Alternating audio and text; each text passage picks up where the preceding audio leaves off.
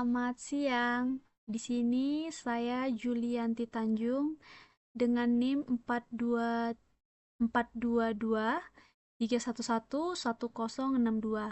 Saya ingin mengerjakan UTS mata kuliah struktur referensial yang diajarkan oleh Ibu dosen Prihatin Ningsi Sagala SPD MSI, yang dimana saya mengambil materi pengujian hipotesis rata-rata, persentase dan varians atau standar deviasi dengan menggunakan RStudio. Sebelum masuk ke contoh kasusnya, di sini saya ingin menjelaskan dulu konsep dasar pengujian hipotesis, yang dimana pengujian hipotesis itu adalah prosedur statistik yang digunakan untuk menentukan apakah suatu pernyataan tentang parameter populasi yang misalkan rata-rata, proporsi, atau varians dapat diterima atau ditolak berdasarkan data sampel. Yang dalam pengujian hipotesis kita menggunakan dua hipotesis utama, yaitu hipotesis 0 atau H0, tidak ada perbedaan atau efek yang signifikan, dan hipotesis alternatif atau H1, adanya perbedaan atau efek yang signifikan. Yang kedua itu ada pengujian hipotesis rata-rata. Pengujian hipotesis rata-rata ini digunakan untuk membandingkan apakah rata-rata suatu populasi atau dua populasi itu berbeda secara signifikan. Pengujian hipotesis rata-ratanya juga dibagi dua, yaitu one sample dan two sample t-test. Yang ketiga itu ada pengujian hipotesis persentase atau proporsi, yang dimana jika data berbentuk proporsi, misalkan persentase siswa yang lulus ujian, maka kita akan menggunakan uji proporsi atau G-test untuk membandingkan apakah proporsi suatu sampel itu berbeda dari suatu nilai tertentu. Lalu yang keempat itu pengujian hipotesis varians dan standar deviasi atau uji chi-square, yang dimana pengujian varians itu digunakan untuk mengetahui apakah varians dalam data berbeda secara signifikan dari nilai tertentu. Yang kita menggunakan uji chi-square ini juga untuk varian satu populasi dan F-test untuk membandingkan dua varian populasi. Kita langsung masuk aja ke kasus, yang dimana kasus ini itu adalah analisis rata-rata nilai siswa dalam ujian matematika. Sebuah sekolah ingin mengetahui apakah rata-rata nilai ujian mahasiswa kelas 12 lebih dari 75. Selain itu, sekolah juga ingin mengetahui apakah persentase siswa yang mendapatkan nilai dari 80 lebih dari 60%. Selain itu, sekolah juga ingin mengetahui apakah persentase siswa yang mendapatkan nilai lebih dari 80 lebih dari 60%. Lalu yang terakhir, mereka juga ingin mengetahui apakah varians nilai siswa itu lebih dari 20. Nah, untuk datanya itu sekolah mengambil sampel sebanyak 30 siswa dengan nilai sebagai berikut, yaitu 78, 85, 72, 90, 88, 74, 81, 79, 77, 76, 84, 73, 80, 83, 86, 75, 78, 82, 79, 91, 87, 76, 85, 89, 74, 77, 92, 82, 80, dan 81. Yang dimana nanti hipotesis yang diuji itu ada 3, seperti yang sudah saya jelaskan di awal, yaitu uji rata-rata, uji proporsi, dan uji varians. Lalu kita masuk ke uji coba dengan menggunakan aplikasinya langsung ya, dimana kita menggunakan uji coba di RStudio dengan kode yang sudah saya tampilkan ini. Kalau teman-teman bisa punya aplikasi RStudio di laptop, bisa coba dengan menggunakan kode yang sudah tertera. Lalu saya buka aplikasi RStudio-nya. Nah, di aplikasi RStudio-nya itu tadi kan kita sudah mengetahui ya bahwa pada data nilai siswa itu ada 78 sampai 81 tadi yang sudah saya sebutkan satu-satu. Lalu kita akan melakukan pengujian yang pertama untuk uji rata-ratanya, yang dimana uji rata-ratanya ini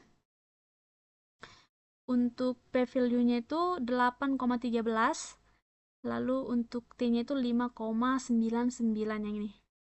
Yang dapat nanti sudah saya tuliskan di sini. Di sini juga sudah saya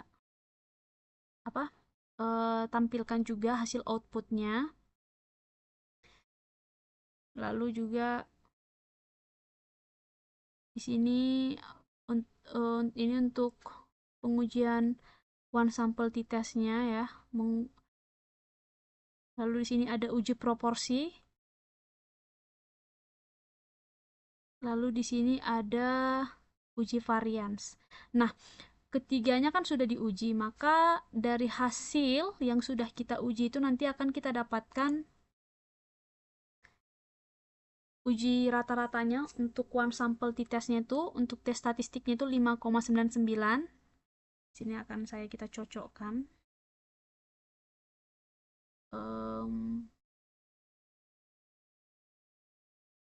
Untuk t-testnya tadi, ini 5,99. Lalu untuk p-value-nya itu 8,13. 8, ya beda tipis lah. Nah, adapun interpretasi atau kesimpulan dari uji rata-rata yang telah kita lakukan, bahwa karena p-value-nya itu kurang dari 0,05,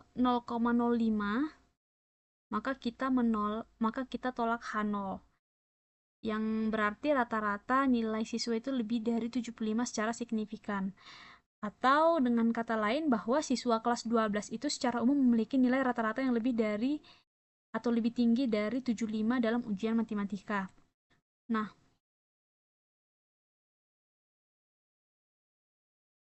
lalu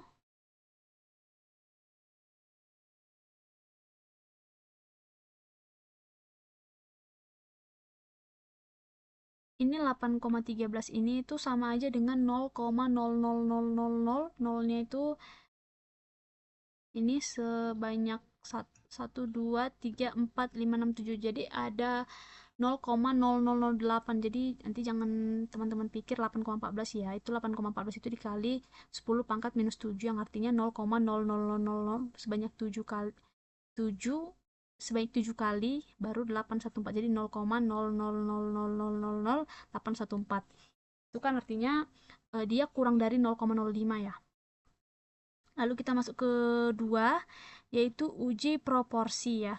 Untuk uji proporsinya di sini itu dia p-value-nya itu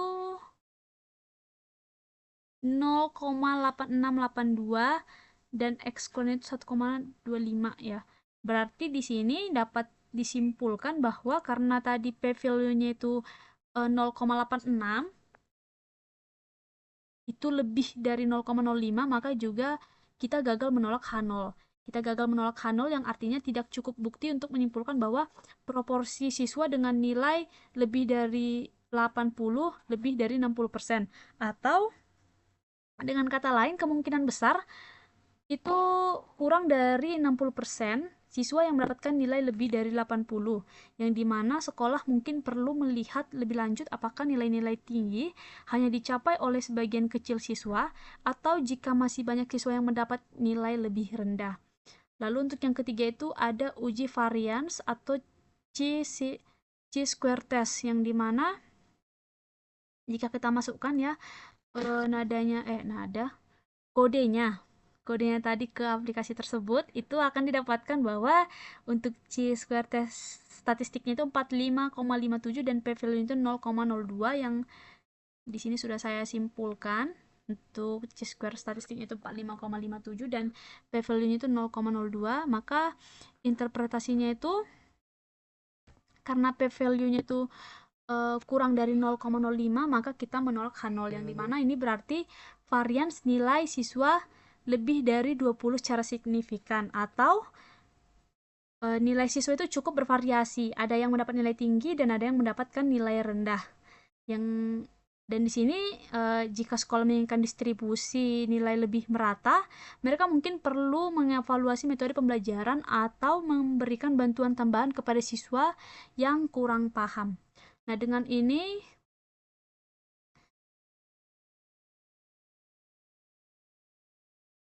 kasus untuk menganalisis rata-rata nilai siswa dalam ujian matematika untuk ketiga uji hipotesis tersebut, baik uji rata-rata, proporsi, dan varian, sudah saya jelaskan. Maka dengan demikian, baik kurangnya video yang saya buat, saya mengucapkan mohon maaf dan terima kasih. Selamat siang.